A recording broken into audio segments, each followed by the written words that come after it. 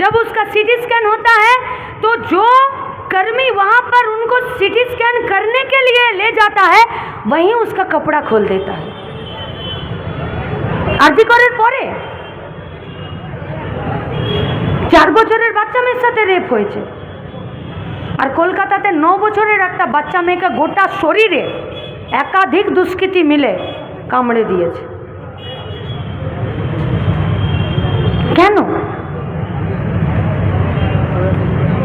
তাহলে আরজি করের ঘটনার বিরুদ্ধে মানুষের এত প্রতিবাদ, এত আন্দোলন, তারপরেও অপরাধীদের বুকে ভয় ধরাতে পারছে না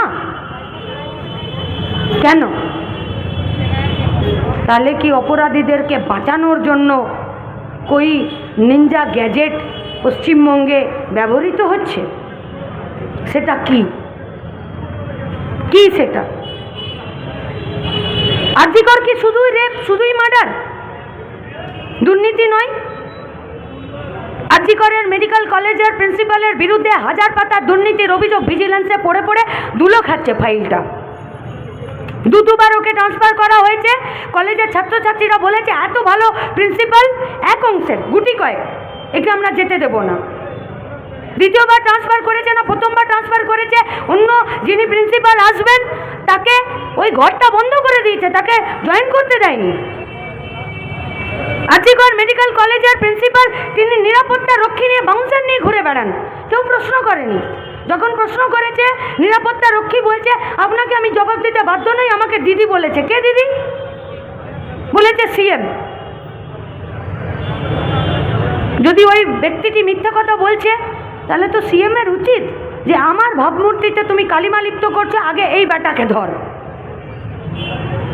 কিন্তু কোনো বেটাকেই ধরছে না।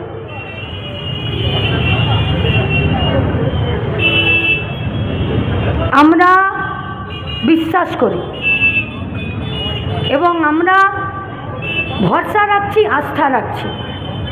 আমাদের মনে যা প্রশ্ন, আমাদের মনে যা আতঙ্ক, আমাদের মনে যা ভয়, আমাদের মনে যা লড়াই করার সাহস এবং জেদ আপনারা তৈরি করে দিয়েছেন, আপনাদের মনেও একই প্রশ্ন, একই ভয়, একই আতঙ্ক, একই সাহস, একই জেদ আছে।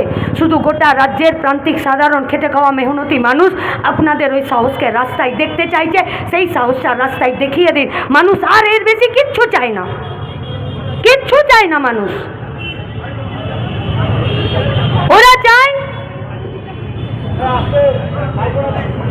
এই লড়াইটা কোথাও না কোথাও থমকে যাক। আমরা বলছি পার্ক স্ট্রিট, কাটোয়া, গেদে, কামদুনি, মধ্যমগ্রাম।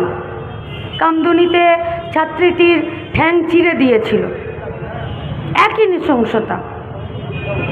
মধ্যমগ্রামের মেয়েটিকে দুবার রেপ করে তারপরে মেয়েটি আগুনে পুড়িয়ে দেয়, তারপরে মেয়েটির দেহটাকেও লোপাট করে দেয়।